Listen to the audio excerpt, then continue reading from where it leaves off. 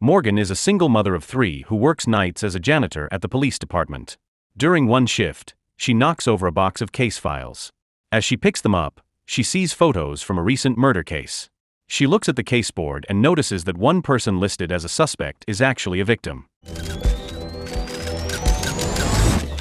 The next day, Detective Karadek spots the change on the board during a meeting. No one knows who made it. He orders a review of the CCTV footage and finds that Morgan altered the board. She is called in for questioning. A quiet janitor with a sharp mind had just revealed her gift. This is high potential. The lieutenant asks why she changed the board. Morgan explains her reasoning from the photos. The case involves a murdered man whose wife disappeared, making her the main suspect. Morgan points out details that show a third person was present and likely kidnapped the wife to mislead the police. While they talk, an officer reports that new footage shows someone entering the victim's house on the day of the murder. This supports Morgan's claim. Still, Detective Karadek insists on arresting her for tampering. During a review of the footage, they see a woman named Miss Jang visit the house 30 minutes before the murder. Miss Jang, a former employee of the victim, is brought in for questioning. She denies involvement and says she was at home. Later, Morgan is released. As she leaves, she overhears officers discussing the footage. She glances at the video and notices a problem with the timestamp. Detective Karadek ignores her concern. The lieutenant stops her and asks for details. Morgan explains that the wind in the footage blows from south to north, which does not happen in Los Angeles during fall, when winds blow north to south. This proves the footage was recorded months earlier. The team checks and confirms the footage was altered to frame Miss Jang. As Morgan heads out, the lieutenant asks to speak with her again. Morgan reveals that she has an IQ of 160 and spends much of her time watching documentaries. Meanwhile, Detective Karadek meets the victim's daughter. She says that weeks before the murder, her missing mother, Lynette, received a secret letter from a woman named Sarah. After reading the letter, Sarah killed herself. Lynette was deeply unsettled. Detective Karadek shares this with Lieutenant Selena, and together they search Lynette's office for the letter. The lieutenant then asks Morgan to help with the case. Karadek later briefs Morgan on the full timeline and brings her along to question the missing woman's sister. During the interview, Morgan notices the sister is a biologist and suspects she is hiding something. When Morgan voices her concern, Karadek dismisses her for interfering. Later, Detective Karadek visits the missing woman's office to request permission to search for the missing letter, but the staff denies his request. Unknown to him, Morgan disguises herself as a janitor and sneaks into the office to find the letter. She brings it to him, and he yells at her for stealing evidence, warning that she could be arrested. She stays calm and urges him to read it. The letter shows that Sarah Atkinson was a paralegal on the Brian Diamond case. It describes an assault by a powerful man named Brian and asks the missing woman for help in filing a lawsuit. Morgan suspects Brian is tied to the murder. Detective Karadek tells her to return the letter and summons Brian for questioning. Brian denies any involvement. An officer checks his alibi and confirms he was in Fontana City on the day of the murder, which appears to clear him. Meanwhile, the office staff files a complaint about the stolen letter. Detective Karadek responds by removing Morgan from the case and tells her to return to her normal life. The next day, he visits her home to hear more about her suspicions. Morgan explains that Brian's alibi looks weak. Fontana City is known for amusement parks, and she doubts he would go there alone. She also remembers seeing a toy with a Fontana logo at the sister's house, suggesting the sister and Brian are having an affair.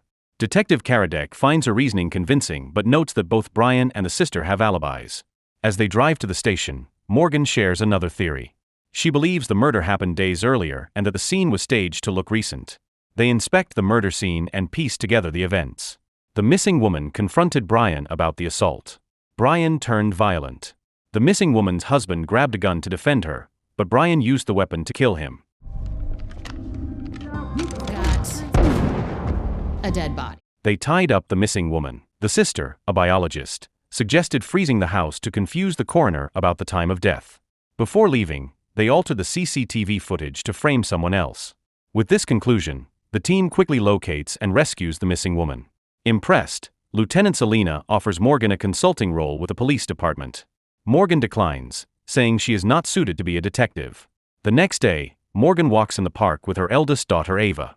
Ava feels sad about her father, missing for 15 years. She believes he abandoned the family. Morgan insists he vanished without a trace. Later that day, Morgan returns to the station and agrees to work as a consultant if the police help find her missing husband, Roman Sinkery. Lieutenant Selina accepts. Morgan begins helping on complex cases and proves her skill.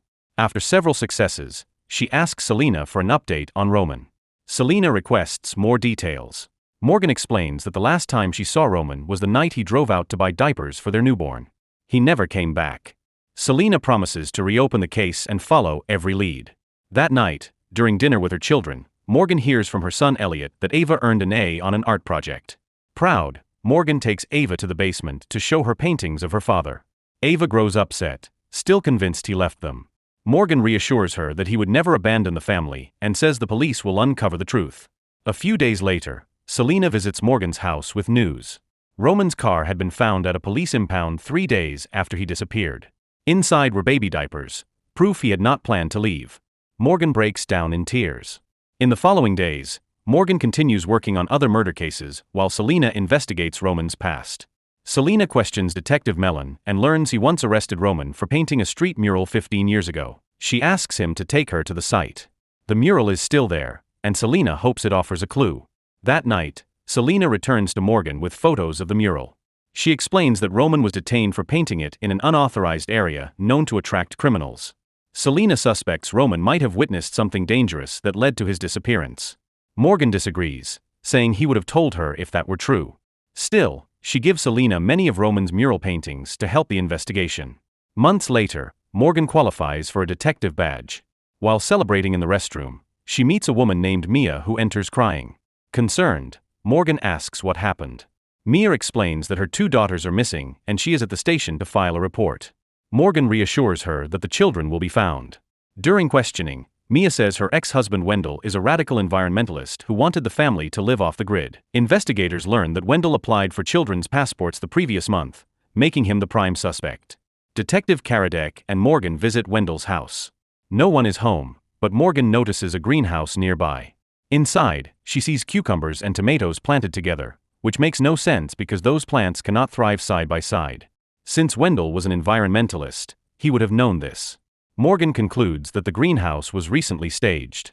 Detective Karadek suspects someone moved the plants to hide something. They dig beneath the soil and find Wendell's body, proving he was murdered and that the missing children remain in danger.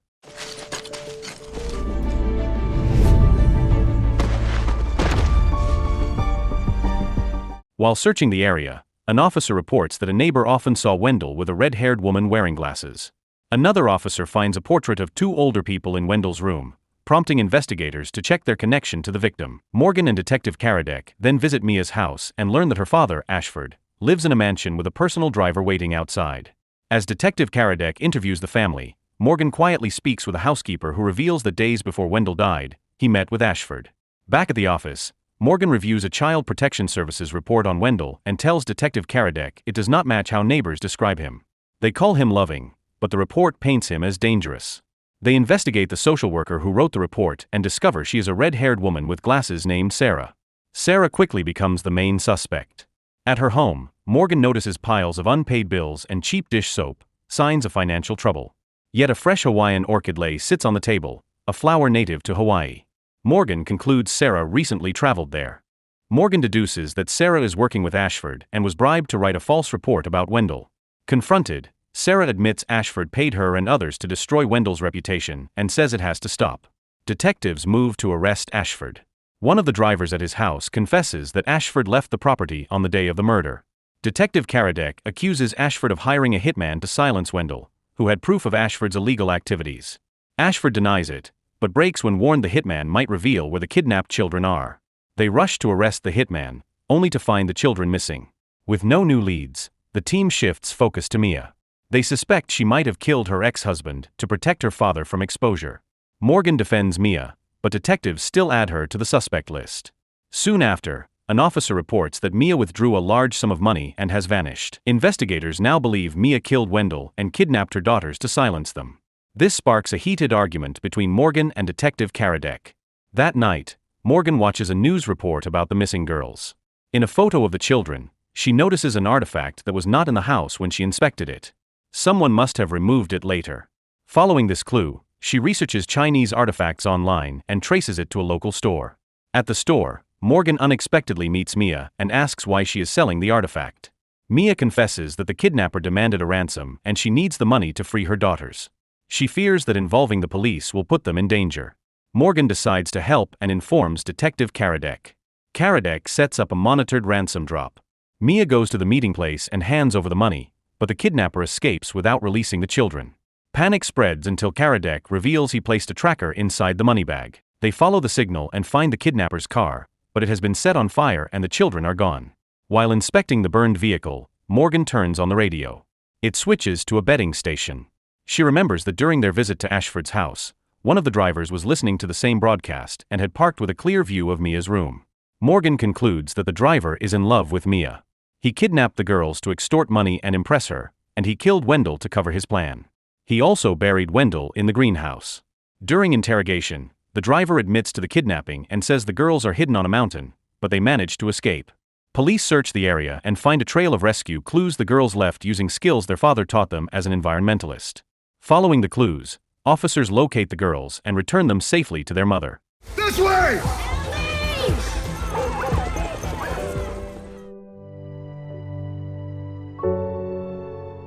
The next day, Morgan brings her daughter Ava to the station to keep a promise. While Morgan shows her around, Ava steps away to use the bathroom.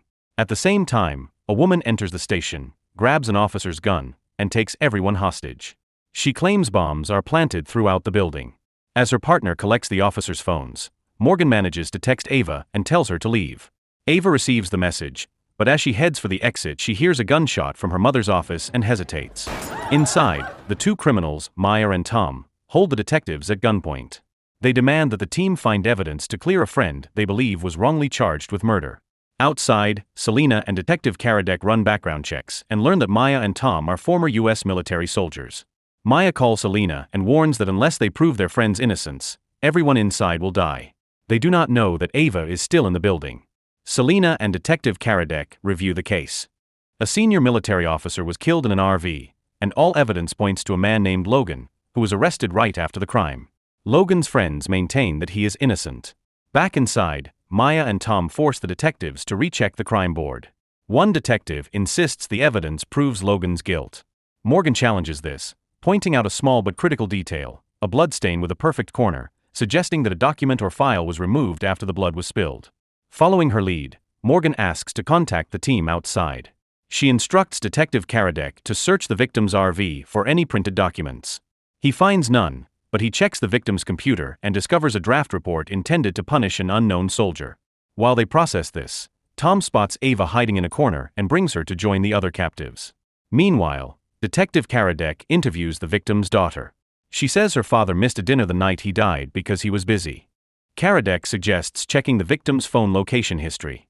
Morgan discovers that the victim first went to a known drug dealing area, then to a detox center. Selena orders an officer to look for any soldiers connected to the victim who might have struggled with drug abuse. Inside the station, tension rises. Tom grows impatient and urges Maya not to trust the police. She calms him, but an officer tries to overpower the captors and is shot in the leg.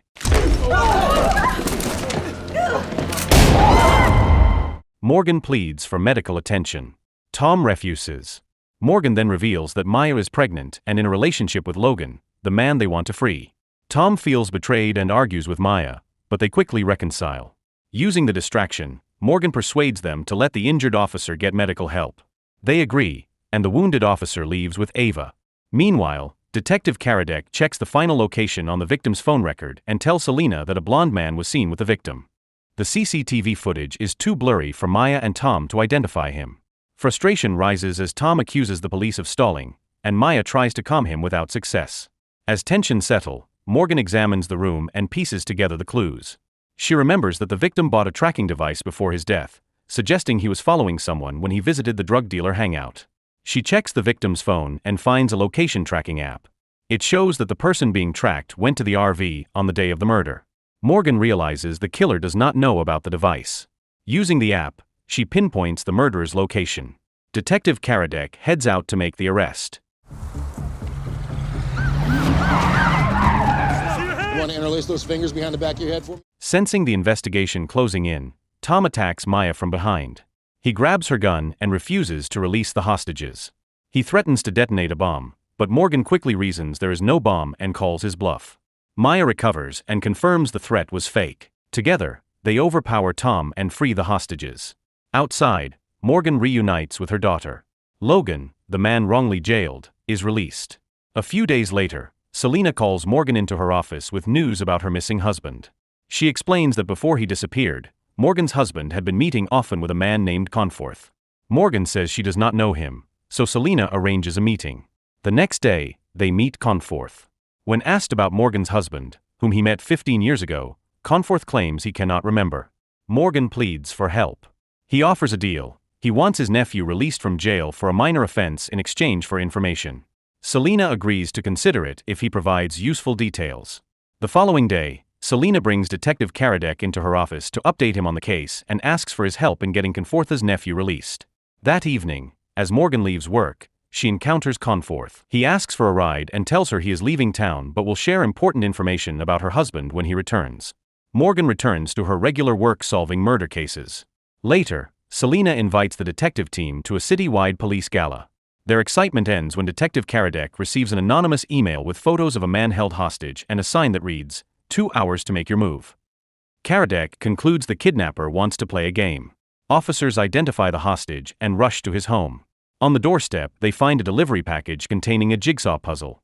Morgan quickly assembles it and reveals a map, but one piece is missing. The detectives realize the missing piece points to the hostage's actual location in the mountains. Detective Karadec and Morgan head there to search for more clues. While patrolling the area, they find another clue that requires them to play a card game to discover the next path. After completing the game, they follow the route and eventually solve another puzzle that reveals the captive man's exact location. They rescue him. He explains that he was attacked on his way home and forced to play a series of games. He says the kidnapper wore an anime mask and never spoke. Back at the station, the team reviews the case board. Morgan points out that the kidnapper forced them to solve a child's puzzle, suggesting an obsession with children's games. Even with this insight, the detectives still lack solid leads. Later that night, Morgan meets Conforth for an update on her missing husband. Conforth reveals that in the days before her husband disappeared, he had been worried about his family's safety and was working with a woman named Layla Flynn. Morgan does not recognize the name. Conforth promises to contact her soon with more information. The next day, detectives find 3 strange dolls tagged with the words "The fun has just begun." They realize the perpetrator is playing a twisted game with the police. During the investigation, one officer suddenly admits he knows the man who was previously held captive. When they question him, he explains that the captive belonged to a private therapy group for people who lost loved ones. Hearing this, Selena orders them to interview everyone in the group and asks Morgan to figure out why the criminal sent 3 baby dolls. During the interviews, members mentioned that one absent member was obsessed with games and often spoke about them. This man had lost his sister and was angry that he could no longer play games with her. The therapy leader also confirms that the member's absence is unusual. Detectives visit the man's home and find it in disarray. When they turn off the lights, a hidden message appears on the wall. "You can't tell in the dark." Morgan analyzes the message and realizes the suspect was an American Sign Language interpreter who worked with deaf people, and deaf people cannot communicate in total darkness. Connecting the clues, Morgan notes that the 3 baby dolls contain sign language gestures. After interpreting the signs, they uncover another hidden message that leads them to the missing therapy group member. They find the captured woman locked in a box, and Morgan cracks the code on the lock by studying a painting on the wall. After the rescue, Selena assigns officers to protect each therapy group member as a precaution. She then instructs the detectives to prepare for the police gala that evening. Morgan returns home to get ready but receives a text from Conforth asking to meet for more updates on her husband. Detective Karadec meets his friend Anthony, an FBI agent, who reveals that Layla Flynn, the woman connected to Morgan's missing husband, was actually an undercover agent killed 15 years ago. Before leaving, Anthony gives Karadec a file with all of Layla's information. Meanwhile, Officer Oz, a member of the therapy group, leaves for the police gala but is ambushed by an airbag trap. A man wearing an anime mask appears at the scene. At the gala, the detectives gather and soon notice that Oz is missing. One detective volunteers to check his house. During the event, Detective Karadec asks Morgan for a dance and convinces her to let him meet Conforth on her behalf to help solve the case of her missing husband. Later that night, the team learns that Oz has been kidnapped by the psycho gamer. Investigators find puzzles in his car. After solving them, the trail leads to an abandoned house with a pool, where they find Oz drowning. They pull him out in time. The next day, Detective Karadec meets Conforth again. After a tense conversation, Conforth agrees to share information about Morgan's missing husband. That same day, as Morgan and her children load groceries into their car, a man offers to help and then walks away. At home, while unpacking groceries, Morgan's son Elliot discovers a pack of cards with a chilling message: "You are the one, Morgan." At the station, detectives create a sketch of the psycho gamer, but the man in the drawing has been in a rehab facility for 4 years, which means someone is impersonating him. Morgan realizes that the man who helped with the groceries must have been the psycho gamer. As she pieces this together, Detective Karadek calls with shocking news: her missing husband is still alive. So the moral of the story is even a night shift janitor with sharp eyes and a high IQ can outsmart crooks, kidnappers, and cops, so never underestimate the quiet person with a mop.